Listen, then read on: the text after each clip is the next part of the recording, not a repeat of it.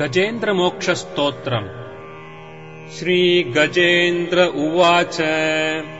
ॐ नमो भगवते तस्मै यत एतच्चिदात्मकम् पुरुषायादिबीजाय परेशायाभिधीमहि। यस्मिन्निदम् यतश्चेदम् येनेदम् य इदम् स्वयम् योऽस्मात्परस्माच्च परः तम् प्रपद्ये स्वयम्भुवम्। यस्वात्मनीदम् निजमाययार्पितम् क्वचित् विभातम् क्वच तत्तिरोहितम् अविद्धदृक्साक्षुभयम् तदीक्षते स आत्ममूलोऽवतु माम् परात्परः। कालेन पञ्चत्वमितेषु कृत्स्नशो लोकेषु पालेषु च सर्वहेतेषु तमस्तदासीत् गहनम् गभीरम् यस्तस्य पारेऽभिविराजते विभुः। न यस्य देवा ऋषयः पदम् विदुः जन्तुः पुनः कोऽर्हति गन्तुमीरितुम्। यथा नटस्याकृतिभिर्विचेष्टतो दुरत्ययानुक्रमणः समावतु।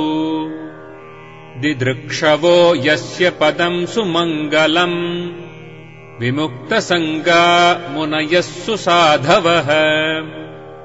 चरन्त्यलोकव्रतमव्रणम् वने भूतात्मभूताः सुहृदः समे गतिः।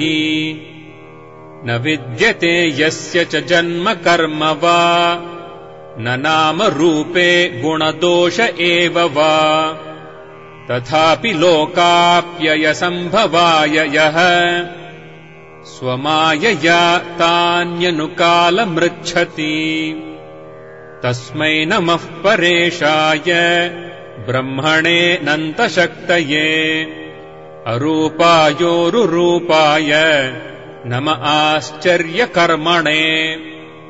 नम आत्मप्रदीपाय साक्षिणे परमात्मने। नमो गिराम् विदूराय मनसश्चेतसामपि। सत्त्वेन प्रतिलभ्याय नैष्कर्म्येण विपश्चिता। नमः कैवल्यनाथाय निर्वाणसुखसंविदे। नमः शान्ताय घोराय मूढाय गुणधर्मिणे। निर्विशेषाय साम्याय नमो ज्ञानघनाय च।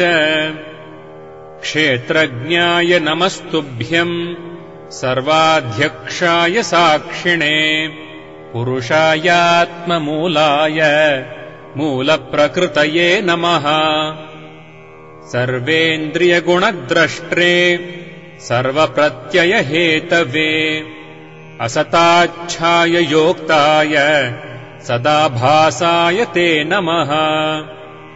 नमो नमस्तेऽखिलकारणाय निष्कारणायाद्भुतकारणाय सर्वागमाम्नाय महार्णवाय नमोपवर्गाय परायणाय।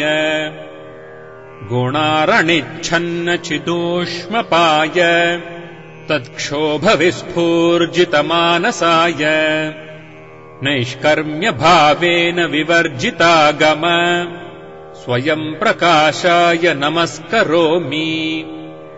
मादृक्प्रपन्नपशुपाशविमोक्षणाय मुक्ताय भूरि करुणाय नमोलयाय।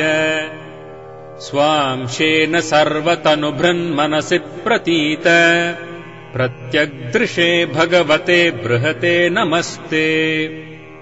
आत्मात्मजाप्तगृहवित्तजनेषु सक्तैः दुष्प्रापणाय गुणसङ्गविवर्जिताय। मुक्तात्मभिस्वहृदे परिभाविताय ज्ञानात्मने भगवते नम ईश्वराय। यम् धर्मकामार्थविमुक्तिकामा भजन्त इष्टाम् गतिमाप्नुवन्ति। किम् त्वाशिषो रात्यपि देहमव्ययम् करोतु मेधव्रतयो विमोक्षणम्। एकान्तिनो यस्य न कञ्चनार्थम् वाञ्छन्ति ये वै भगवत्प्रपन्नाः। अत्यद्भुतम् तच्चरितम् सुमङ्गलम् गायन्त आनन्दसमुद्रमग्नाः।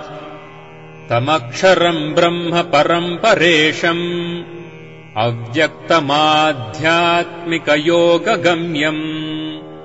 अतीन्द्रियम् सूक्ष्ममिवातिदूरम् अनन्तमाद्यम् परिपूर्णमीडे। यस्य ब्रह्मादयो देवा वेदालोकाश्चराचराः नामरूपविभेदेन फल्ग्व्या च कलया कृताः। यथार्चिषोऽग्नेः सवितुर्गभस्तयो निर्यान्ति संयान्त्यसकृत्स्वरोचिषः। तथा यतोऽयम् गुणसम्प्रवाहो बुद्धिर्मनः खानि शरीरसर्गाः। स वै न देवासुरमर्त्यतिर्यम् न स्त्री न षण्ढो न पुमान्न जन्तुः।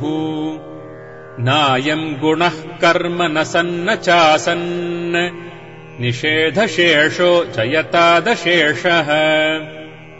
चिचीविषे नाहमिहामुया किम् अन्तर्बहिश्चावृतये भयोन्या। इच्छामि कालेन न यस्य विप्लवः तस्यात्मलोकावरणस्य मोक्षम्। सोऽहम् विश्वसृजम् विश्वम् अविश्वम् विश्ववेदसम् विश्वात्मानमजम् ब्रह्म प्रणतोऽस्मि परम् पदम्। योगरन्धितकर्माणो हृदि योगविभाविते योगिनो यम् प्रपश्यन्ति योगेशम् तम् नतोऽस्म्यहम्।